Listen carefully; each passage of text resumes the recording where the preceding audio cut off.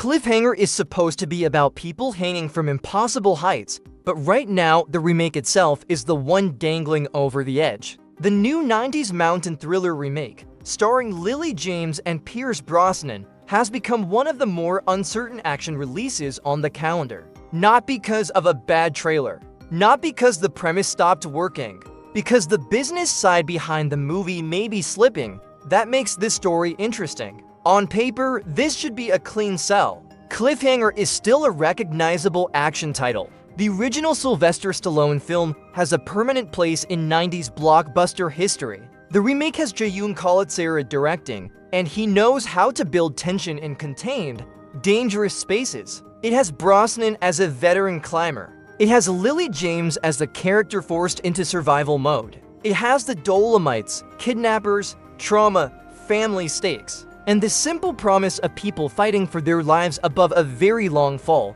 But according to the latest reports, the film's distributor, Roque Entertainment, has been dealing with serious cash flow problems, work stoppage concerns, and legal threats. That instantly puts questions around every title connected to the company, and Cliffhanger is the loudest one because it was not supposed to be a tiny release. The plan had reportedly been a wide US rollout in around 3,000 theaters. For an action thriller, that number says confidence. A 3,000 theater release means trailers, marketing, awareness, and a real attempt to compete in the theatrical marketplace. It means the studio is not just throwing the film onto VOD and hoping a few people click on it. So if that release plan starts wobbling, the movie's entire first impression changes. Now the remake may need a different path.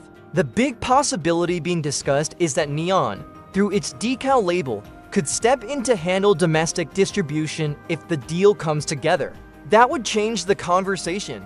Neon has a reputation for smart releases, and Decal has handled movies outside Neon's usual prestige identity. If Cliffhanger ends up there, the movie could still find a strong route to audiences, but the original August 28th wide release may shift, and honestly, that may not be the worst thing. A messy release can kill a perfectly watchable movie. If a new distributor gives Cliffhanger a clearer plan, a stronger campaign, and a better date, that could be much healthier than forcing it into theaters while the business side is still on fire. Survival thrillers need tension, but not in the accounting department. Still, this is not ideal. When distribution becomes the headline before most viewers have even seen footage, it creates a clouder on the project. Regular audiences may not follow rights deals, cash flow, or acquisition agreements, but they do notice confusion. If a movie has no clear date, no visible campaign,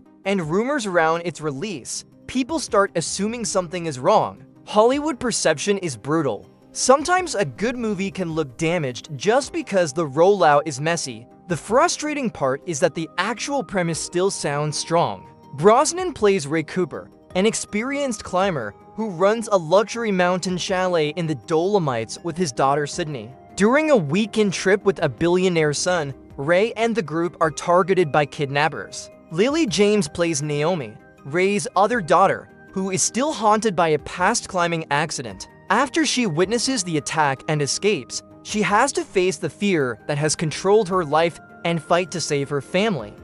That is a solid update because it keeps the emotional DNA of Cliffhanger alive. The original was not only about height, it was about guilt, survival, physical danger, and the terrifying feeling that one mistake can destroy everything. This remake seems to build Naomi around that same idea.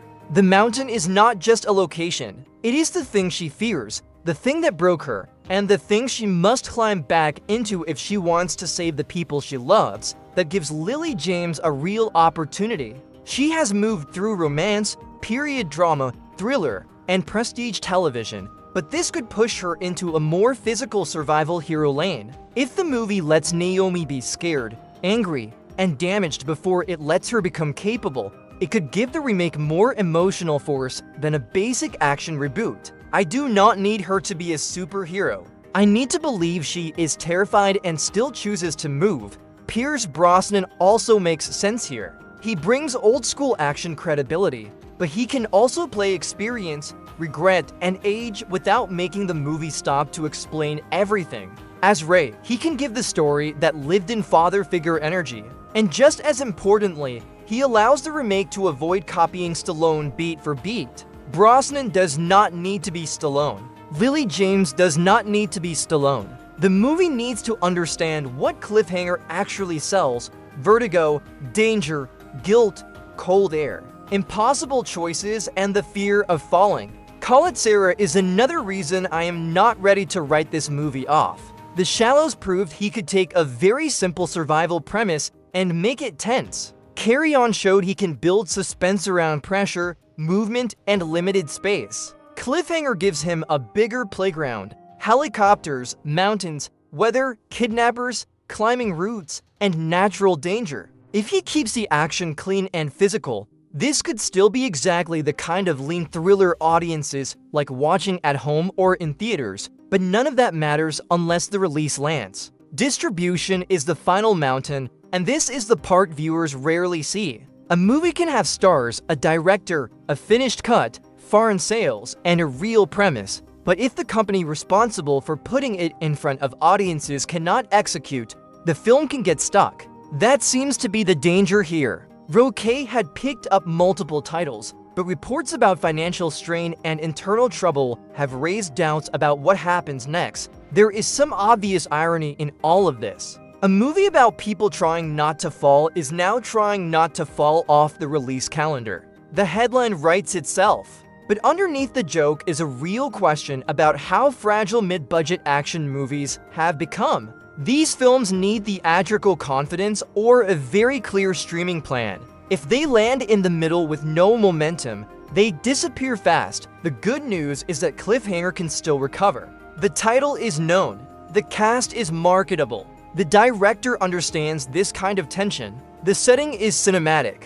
The premise is simple in the best way. A kidnapping thriller in the Dolomites with Lily James and Pierce Brosnan should not be hard to sell if the trailer is strong and the campaign is focused. If Neon and Decal do take over the domestic release, I would expect a more careful strategy. Maybe the film gets delayed. Maybe the theatrical footprint changes. Maybe it moves faster toward premium VOD after a limited or adjusted theatrical run. None of that automatically means failure in today's market. The important thing is clarity. Audiences need to know when the movie is coming, why it matters, and why this remake deserves attention. So right now, Cliffhanger is not dead, but it is not safely locked in either. It is hanging between a planned wide release and a possible new distribution deal.